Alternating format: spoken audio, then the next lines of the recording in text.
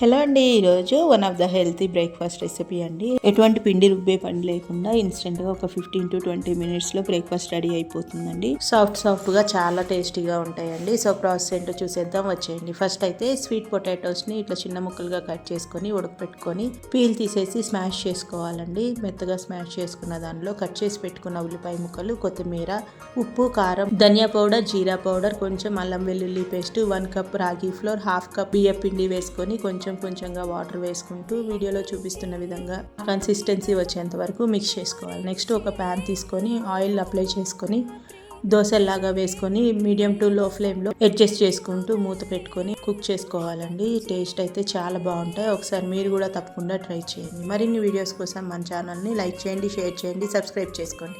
మీకు ఏదైనా రెసిపీ కావాలంటే కామెంట్ సెక్షన్లో కామెంట్ చేయండి. Thank you for watching.